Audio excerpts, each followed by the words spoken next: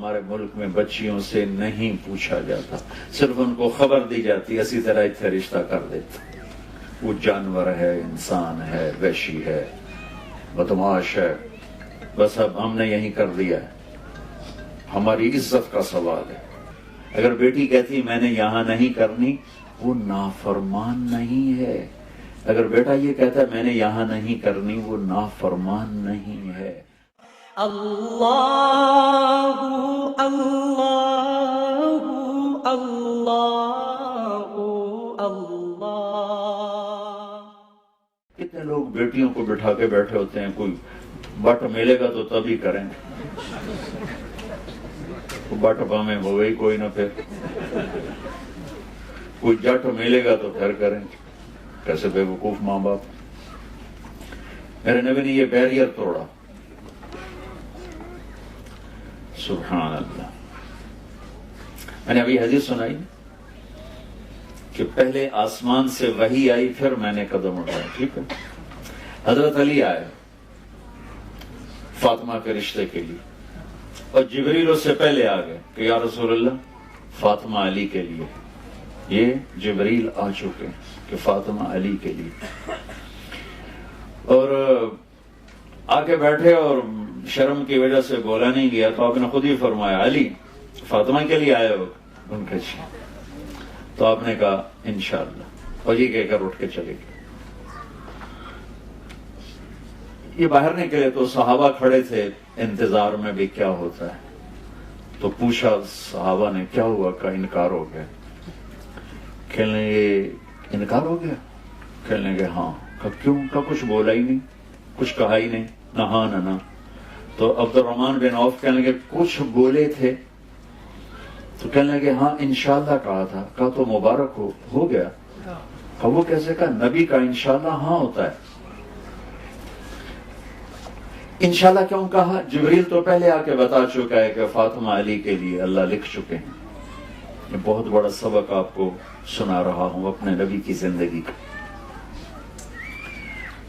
آپ نے ہاں نہیں کی، فاطمہ جیسی بیٹی، محمد جیسا باپ، اور علی جیسا رشتہ، اور جبریل اوپر سے خبر لا چکے ہیں کہ یہ یہی ہوگا۔ پھر آپ گھر گئے اور بیٹی کو بلایا کہ بیٹی فاطمہ علی کا رشتہ آیا ہے، ہاں کر دو۔ سبحان اللہ۔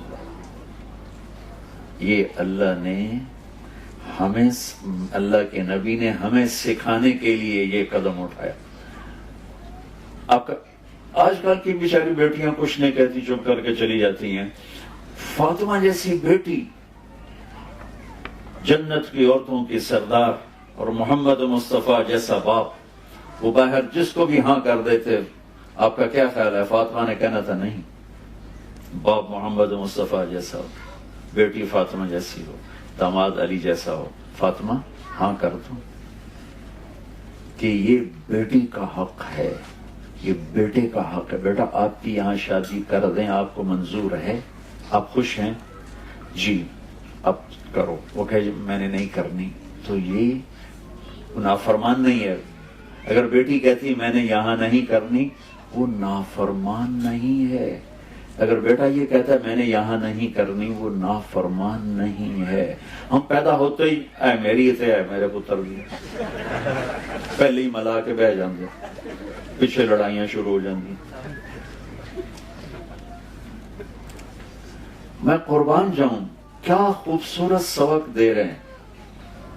ہم اپنی بچیوں کو اٹھاتے ہیں، شادی کرتے ہیں، لیکن ہمارے ملک، مجھے یہاں کا نہیں پتا کیا معاشرہ، ہمارے ملک میں بچیوں سے نہیں پوچھا جاتا، صرف ان کو خبر دی جاتی، اسی طرح اتنے رشتہ کر دیتے۔ وہ جانور ہے، انسان ہے، وحشی ہے، بدماش ہے، بس اب ہم نے یہی کر دیا ہے۔ ہماری عزت کا سوال ہے۔ یہ ماں باپ اپنی ایک جھوٹی عزت کا بت بناتے ہیں، پھر اس کی پوجا کرتے ہوئے اپنی اولاد کو ذبح کر دیتے ہیں۔ تو یہ میرے نبی کی زندگی کی کیا خوبصورت ادا ہے۔ جب حضرت فاطمہ نے ہاں کی تو آپ فوراً باہر نکلی۔ ہم نے کہا علی بلاؤ، علی آ گئے، لوگوں کو اکٹھا کرو۔ لوگ مسجد بھر گئی فوراً، تو آپ ممبر پہ کھڑے کر علی کو سامنے بٹھایا، اور آپ نے فرمایا لوگوں میرے پاس جبریل اللہ کا پیغام لے کر آئے ہیں کہ میں اپنی بیٹی فاطمہ کا نکاح علی کے ساتھ کر دوں۔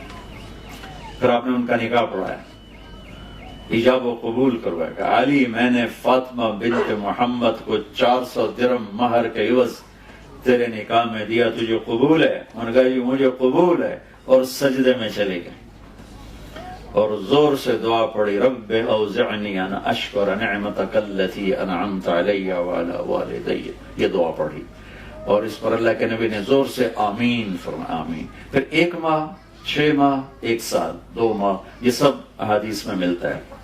فوری رخصتی نہیں ہوئی، کچھ عرصہ ٹھہر کے، وہ تھوڑے مدت بھی لکھی ہوئی ہے، لمبی مدت بھی لکھی ہوئی ہے، لیکن جب رخصتی ہوئی تو آپ نے علی کو کہا کہ آ کے فاطمہ کو لے جاؤ۔ علی اونٹنی لے کر آئے، سلمان فارسی ساتھ آئے، عقیل ساتھ آئے، آپ علی کو اندر لے کر گئے اور فاطمہ کا ہاتھ پکڑ کے علی کے ہاتھ میں دے کر فرمایا علی تجھے نبی کی بیٹی مبارک ہو۔ سبحان۔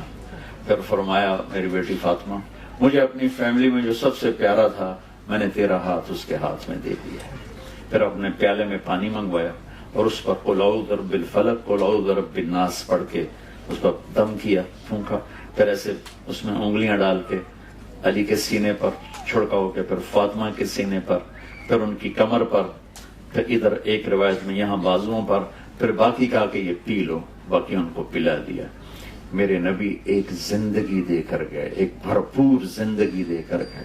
پھر اپنے یہ اولاد کے ساتھ آپ کا کیا معاملہ؟ آپ نے فرمایا اکرموا اولادکم، اپنی اولاد کو عزت دو تو پھر وہ عزت لوٹ کے تمہاری طرف آئے گی۔ آپ جس معاشرے میں رہ رہے ہیں یہ زندگی بہت تیز ہو گئی ہے، اچھا گھر ہونا چاہیے، اچھی گاڑی ہونی چاہیے، اس کے لیے قرضہ لے لو، قرضہ لے لو، گھر لے لو، بڑا گھر لے لیا، بڑی گاڑی لے لی، اب بیوی بھی کام کرے، خامند بھی کام کرے تو اولاد اگنور ہو جاتی، اولاد نظر انداز ہو جاتی ہے۔ سب سے قیمتی سرمایہ یہاں کے مسلمان نظر انداز کرتے ہیں اپنے ایک بڑے گھر کے لیے، ایک بڑی گاڑی کے لیے اور ایک لیوش زندگی کے لیے، لیکن سب سے قیمتی سرمایہ کو ضائع کر دیتے ہیں کہ انہیں ٹائم نہیں دیتے۔ جو ماں باپ بچوں کو ٹائم نہیں دیتے ان کے بچے ضائع ہو جائیں گے، اور جو ماں باپ بچوں کو ٹائم دیں گے وہ لندن میں رہیں، مدینے میں رہیں، ان کے بچے اچھے انسان بنیں گے، اچھے مسلمان بنیں گے۔